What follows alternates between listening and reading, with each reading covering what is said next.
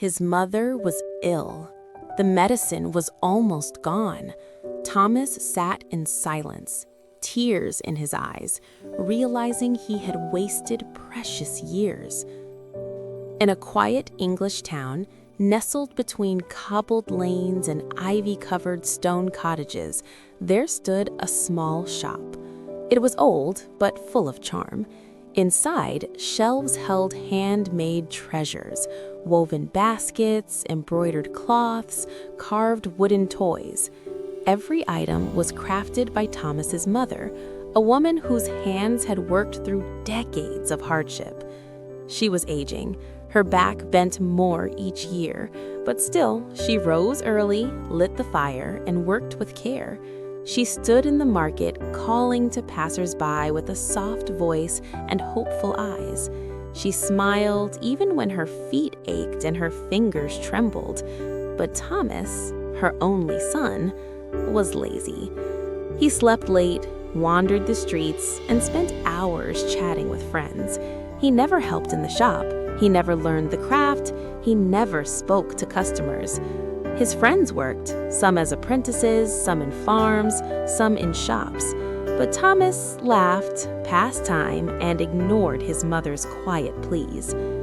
"Thomas," she said gently, "you must learn the work. Speak to the customers. Help me keep this shop alive." He shrugged. "Later, Mother. I'm tired." Days passed, then weeks.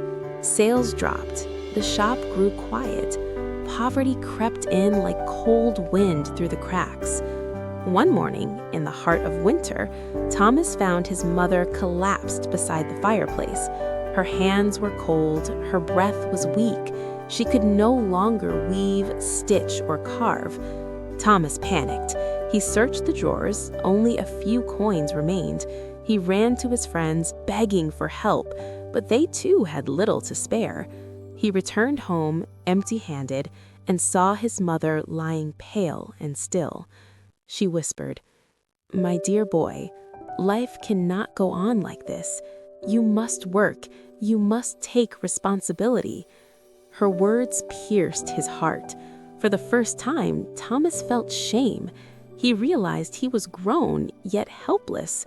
He could not buy medicine. He could not bring food. He had wasted time, wasted years. That night, he sat beside her bed, crying, not for attention, not for pity, but for regret. At dawn, Thomas rose. The cold air bit his skin, but he didn't care. He opened the shop, swept the floor, and lit the fire. He stood at the doorway, calling to customers. His voice was unsure, his hands trembled, but he tried. At first, no one listened. People passed by, days went by. Money was scarce, but Thomas did not stop. He sat beside his mother each evening. Though weak, she guided him. She taught him how to weave, how to stitch, how to carve. His fingers were clumsy, his stitches uneven, but he kept going. He learned how to greet customers, how to explain the value of each handmade piece. He smiled with sincerity. He spoke with honesty. Slowly, people began to notice. They returned. Thomas began to earn. He bought medicine, he brought food, he repaid the small debts to his friends. The shop came alive again. He worked from morning till night. He stitched by candlelight. He carved with care. He listened to his mother's stories, how she learned the craft from her own mother, how she built the shop with her bare hands. Thomas was no longer the boy who wasted time. He was a man who understood effort, patience, and pride. He began to innovate, adding new designs, bundling items, offering small discounts. He learned how to read people, how to build trust. Customers smiled, children laughed. The shop became a warm corner of the town. One day, a customer asked, "Who made this beautiful basket?" Thomas smiled.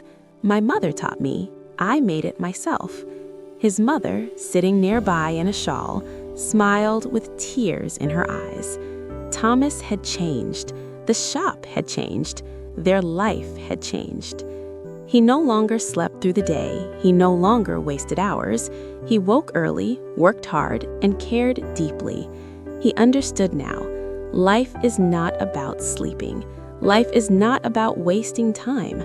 Life is about responsibility, hard work, and love for family. One evening, Thomas stood in the shop looking at the crafts he had made with his own hands.